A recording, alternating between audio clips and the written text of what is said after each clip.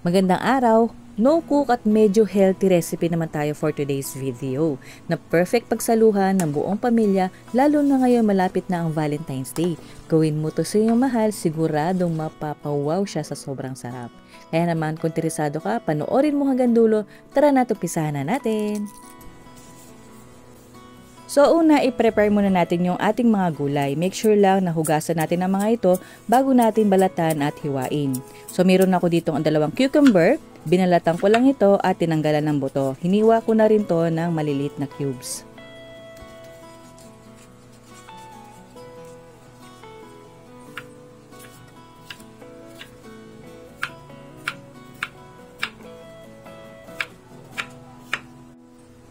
Kailangan din natin dito ng kamatis.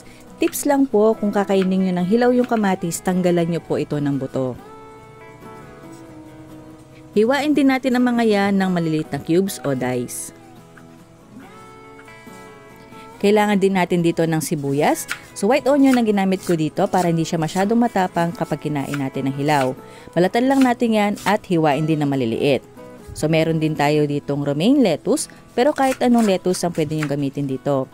Hiwain din natin yan na maliliit or bite-sized pieces.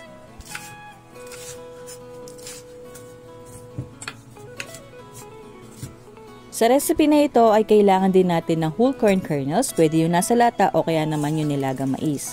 Kung nasa lata ang gagamitin nyo, i-drain nyo lang ang pinaka-liquid nito at iset aside muna natin lahat ng na-prepare natin ng mga gulay. At gagawin na natin yung ating masarap na dressing. At para naman sa ating dressing, kailangan natin dito ng mayonnaise, pwedeng Japanese mayonnaise o yung nakasanayan nating mayonnaise. Nag-add na rin ako dito ng minced garlic at saka ng lemon. So maglalagay na rin tayo dito ng honey. Kung wala namang honey, kahit brown sugar ay pwede rin dito. Timplahan na rin natin yan ng konting paminta at ng asin. Haluin lang natin mabuti at bago natin i-serve, tikman muna natin and then timplahan na lang natin depende sa ating panlasa. Para pala sa recipe na ating dressing ay pwede rin pala kayo magdagdag ng all-purpose cream kung may konting budget, mga 2 to 3 tablespoon para mas creamy ito. At dahil nga nakulangan ako sa lasa ay nagdagdag na rin ako dito ng lemon at ng asin. Haluin lang natin mabuti at iset aside muna natin yan.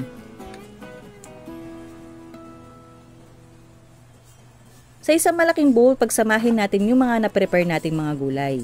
So una natin ilalagay yung ating lettuce, sunod ilalagay na rin natin yung ating pipino at ng kamatis. Then ilagay na rin natin yung ating whole corn kernels at ng sibuyas.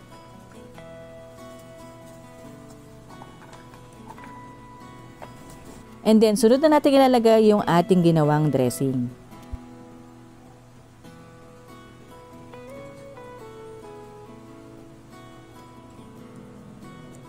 Haluin lang natin mabuti until mag-combine yung ating dressing at ng mga gulay. Sa recipe na ito, kung may konting budget naman ay pwede kayo mag-add ng grated cheese para mas lalong sumarap. Make sure lang na i-consume nyo agad kapag nilagay nyo ito ng grated cheese kasi may tendency na madali itong mapanis. At kung umabot ka sa part ng video na ito ay paki-comment na lang po sa baba kung taga saan kayo para malaman ko kung hanggang saan lugar inabot ang video na ito. At dahil dyan, hi po kay Maria Galzote ng Hawaii, Agnes Hilera ng Toledo, Cebu, at Sara Loreto ng Mindanao. Maraming salamat po sa inyo.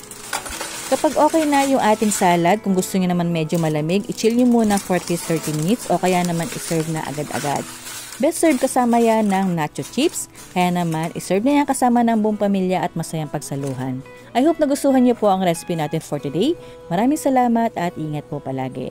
Bye!